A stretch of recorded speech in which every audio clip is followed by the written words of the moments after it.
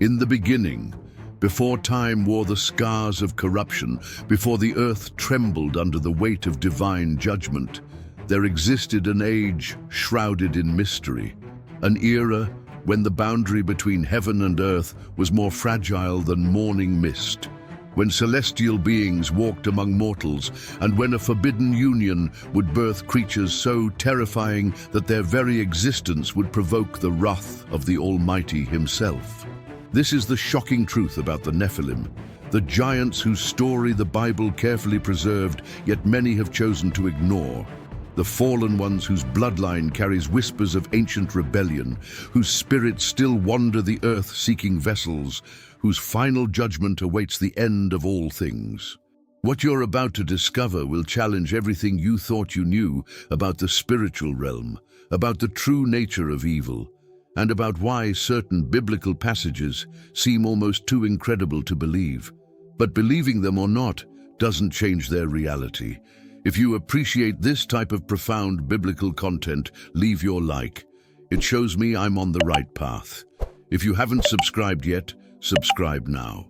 And for those who want to deepen this journey of discovery, join as channel members. Let's continue unraveling this shocking truth. The Age of Watchers. Picture the world as it existed in the days of Jared, 7 generations from Adam. The earth pulsed with untamed life, rivers carved their paths through virgin valleys, and humanity multiplied across landscapes that knew no borders or wars. But beneath this apparent paradise, something sinister began to stir within the human heart. It was then that heaven dispatched its guardians, beings of immense power and terrible beauty, known as the Watchers. These sons of God descended not as conquerors, but as observers, celestial sentinels tasked with monitoring humanity's growth without interference. But watching turned to wanting. From their elevated posts, these mighty angels observed the daughters of men as they moved through their daily lives with grace and innocence unknown in the celestial realm. They watched them bathe in crystal streams, dance beneath starlit skies, laugh with voices that somehow penetrated their immortal hearts with unprecedented longing. What began as dutiful observation transformed into forbidden desire. The Watchers found themselves captivated by mortal beauty, consumed by earthly passion, tormented by urges that had no place in their divine nature. The Unholy Pact. Semyaza, their commander, recognized the inevitable. Rather than fall alone into this abyss of transgression, he summoned 200 of his most trusted warriors to the slopes of Mount Hermon. There, under a blood-red dawn, they made an oath that would echo through eternity. "Let us all swear and bind ourselves with curses," Semyaza declared, his voice heavy with the weight of impending doom, "so that none may turn back from this design until we have carried it through." They swore. 200 angels, beings who once sang hosannas before the throne of the Most High, now pledged themselves to rebellion, corruption, and inevitable judgment. The heavens shuddered as they descended. The earth itself seemed to recoil as celestial feet touched mortal soil. They took human form, yet their otherworldly nature could not be completely concealed. Their eyes burned with inner fire, their presence commanded both awe and terror, and their very existence violated the sacred order of creation. Birth of the Giants. The Watchers wasted no time. They took the daughters of men as wives, and from these unholy unions were born beings unlike anything the world had ever seen. The Nephilim, giants who possessed the strength of 10 men, the appetites of ancient gods, and the cruelty of demons clothed in flesh. Initially, these towering offspring appeared as heroes. They erected monuments that defied human engineering, slaughtered beasts that terrorized entire regions, and performed feats that earned them worship from awestruck mortals. But their true nature soon revealed itself. The Nephilim's hunger knew no bounds. They devoured entire harvests, leaving fields barren and populations starving. They consumed livestock by the thousands, stripping the land of its abundance. But when the earth could no longer satisfy their ravenous appetites, they turned their attention to humanity itself. Villages vanished overnight, consumed by giants who hunted humans like cattle. Terror spread from valley to valley as these monstrous beings established themselves as gods, demanding tribute, worship, and sacrifice from the trembling survivors. Forbidden knowledge. The corruption ran deeper than mere physical domination. The Watchers began revealing secrets that were never meant for mortal minds. Azazel taught men to forge weapons of unprecedented lethality, swords that could cleave through armor like parchment, shields that could withstand any assault. He showed women how to create cosmetics and jewelry, introducing vanity and materialistic desire into innocent hearts. Others among the fallen revealed the mysteries of sorcery and witchcraft. They taught humanity to read the stars, not for navigation or timekeeping, but for divination and manipulation. They unveiled the properties of herbs and roots, not for healing, but for poisons and mind-altering potions. Humanity, drunk on this forbidden wisdom, plunged into moral chaos. Cities became cesspools of violence and depravity. Men learned to kill with artistic precision. Women abandoned modesty for seduction. Society fractured under the weight of newfound knowledge that their souls were not equipped to handle. The very fabric of creation began to unravel. Seasons lost their rhythm, animals bore deformed offspring, rivers ran dark with pollution, and the sky itself seemed to weep with perpetual storms. The voice of warning. Yet in this age of corruption, one man stood apart. Enoch, the seventh from Adam, walked with God while the world around him spiraled toward judgment. His life was a living contradiction to the chaos of his time. Pure in an impure age, faithful among the faithless, courageous when others cowered before giants. Enoch spoke fearlessly against the Watchers and their monstrous offspring. He stood in crowded squares and empty fields, his voice carrying divine authority as he proclaimed coming judgment. But his warnings fell on deaf ears. Humanity had grown too intoxicated with their newfound power to recognize the approaching storm. The Watchers themselves, sensing their doom, approached Enoch with desperate pleas. These beings who had once commanded armies now wept before a mortal man, begging him to intercede on their behalf with the Creator they had betrayed. Divine transportation. Then came the day that would change everything. As Enoch prayed in solitude, the heavens opened before his eyes like burning curtains. Pillars of fire descended, not to consume, but to carry. The righteous man was lifted from the earth, transported through dimensions that no human had ever witnessed. He passed through corridors of crystalline light, where rivers of fire flowed alongside streams of liquid starlight. He witnessed libraries written in flames, where angels recorded the deeds of mortals and immortals alike. He saw the birthplace of thunder, the chambers where winds sleep, and the foundations upon which the earth rests. But most terrifying of all, he received the divine verdict.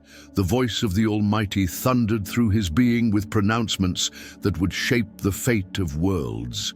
The Watchers would be bound in chains of darkness until the great day of judgment. The Nephilim would be destroyed, their spirits condemned to wander the earth as demons until the final reckoning. And humanity itself would face cleansing by water, a flood that would wash away every trace of corruption from the face of the earth. The countdown begins. God's patience had reached its limit. His declaration echoed across creation. My spirit will not contend with humans forever, for they are mortal. Their days will be 120 years. This was both sentence and mercy, 120 years for humanity to repent before the waters would rise. But only one family listened.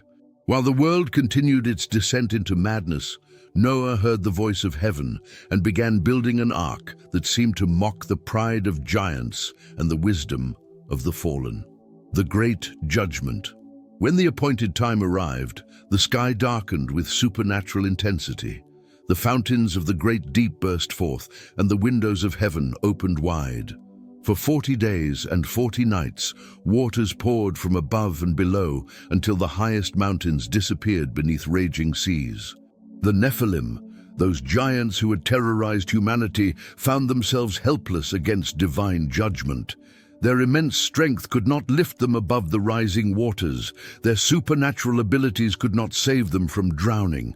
One by one, these beings who had declared themselves gods perished like any mortal creature. Gilgamesh, the mighty hunter, raised his arms toward the darkening sky in final defiance before the waves claimed him. Og, the giant king, attempted to swim with strokes that moved entire waves, but even his colossal frame was no match for the flood's fury. Deep beneath the earth, the chained watchers heard the fulfillment of the judgment they had brought upon the world.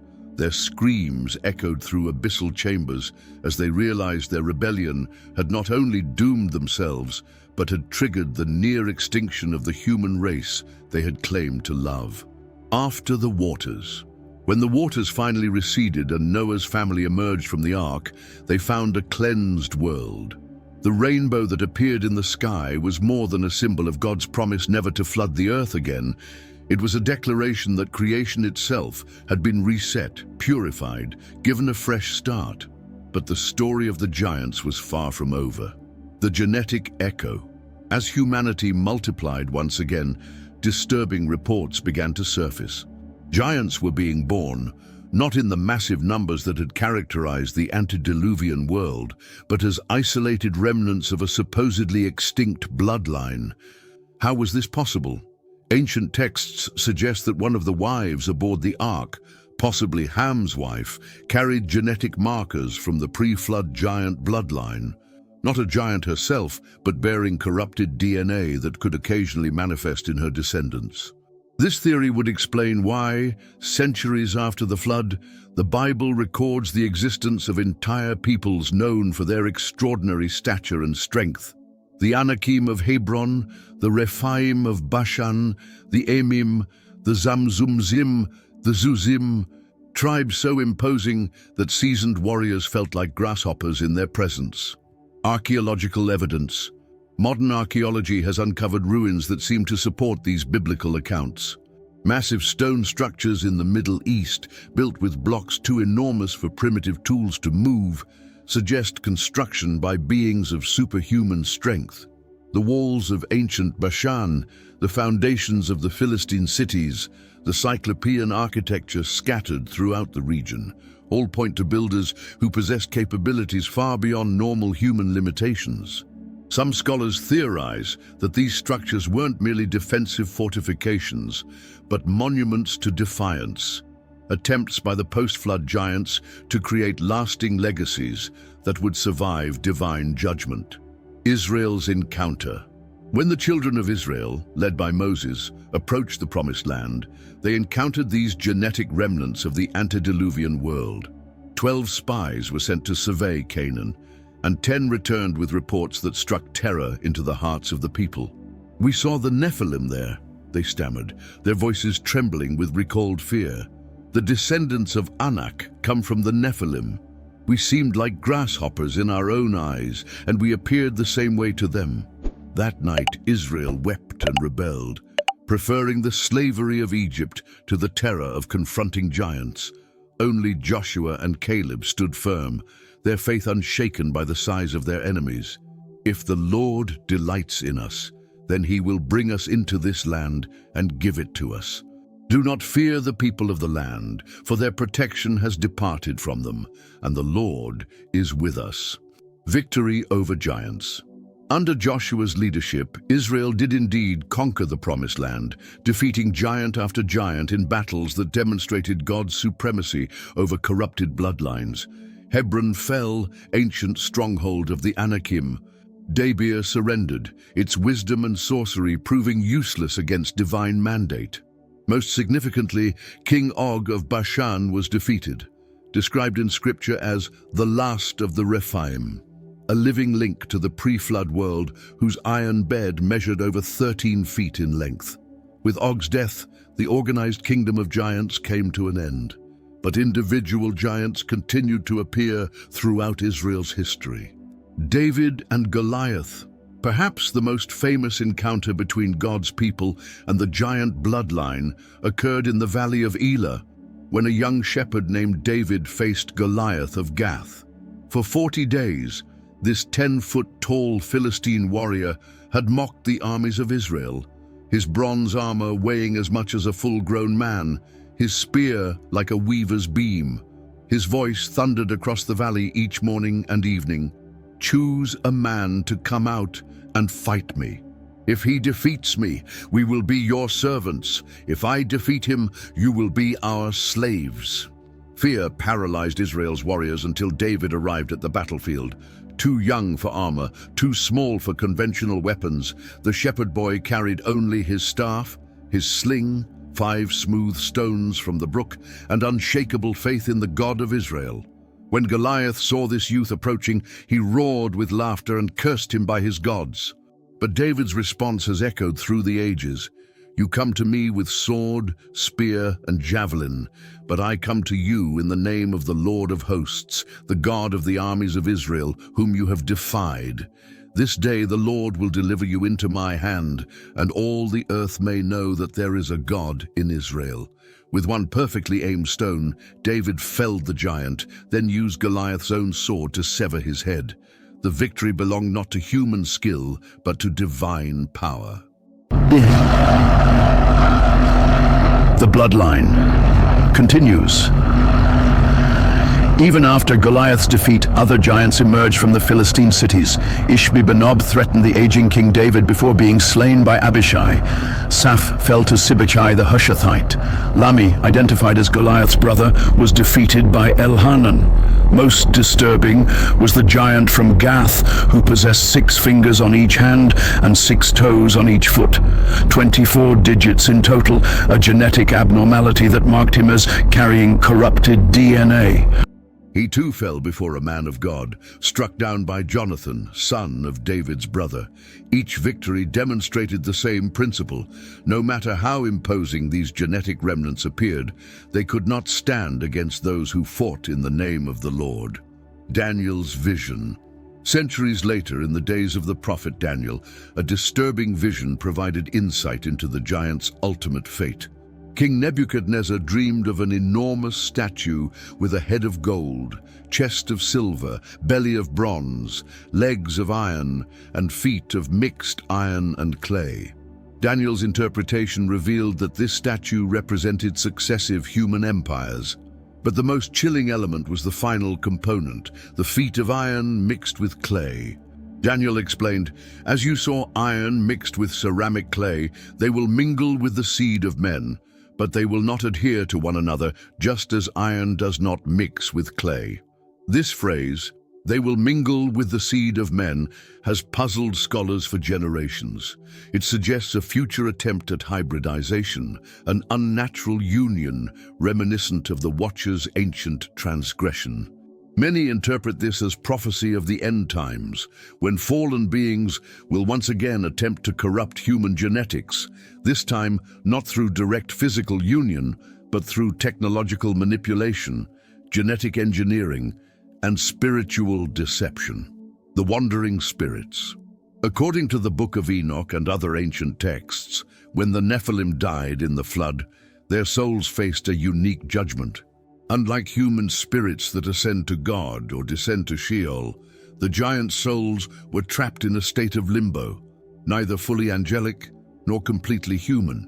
These disembodied spirits became what many traditions identify as demons, wandering entities desperate to possess physical bodies, driven by hunger for dominion and corruption.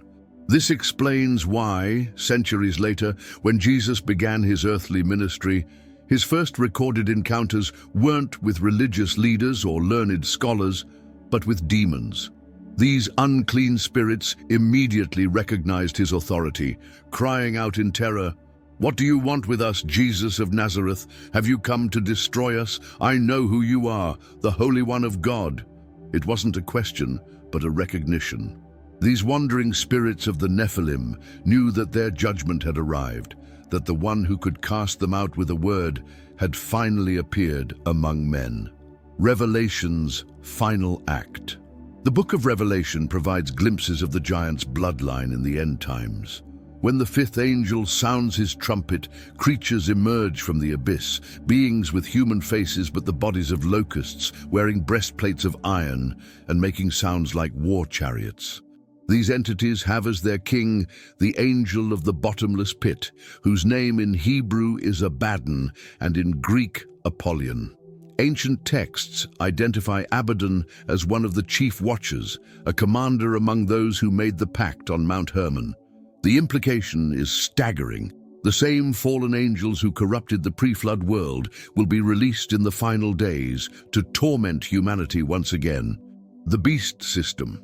Revelation 13 describes a beast rising from the sea, possessing characteristics of multiple animals: a leopard's body, bear's feet, and lion's mouth. This creature receives worship from the entire world and embodies the same pride and rebellion that characterized the ancient Nephilim. Many scholars see in this beast system the culmination of the giant's spiritual legacy, a final attempt to establish a kingdom that rivals God's authority, powered by the same demonic entities that once inhabited physical giant bodies. Gog and Magog.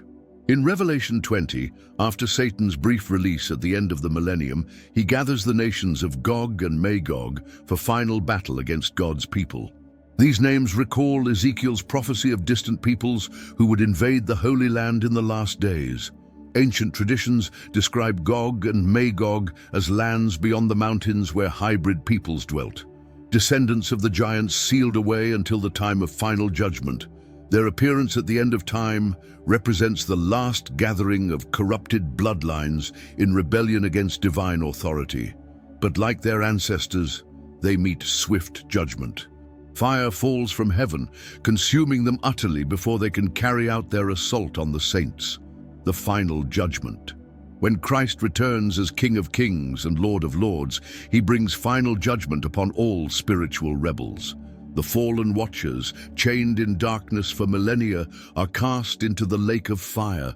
The wandering spirits of the Nephilim face eternal condemnation. The beast, the false prophet, and Satan himself receive their ultimate sentence. What began in the days of Enoch, with forbidden unions and corrupted bloodlines, culminates in the lake of fire, where the smoke of their torment rises forever. Enoch's prophecy fulfilled. This final victory was foretold thousands of years ago by Enoch himself. In his heavenly visions, he saw the coming of the judge surrounded by 10,000s of his saints. Behold, the Lord comes with 10,000s of his saints to execute judgment on all, to convict all who are ungodly among them of all their ungodly deeds.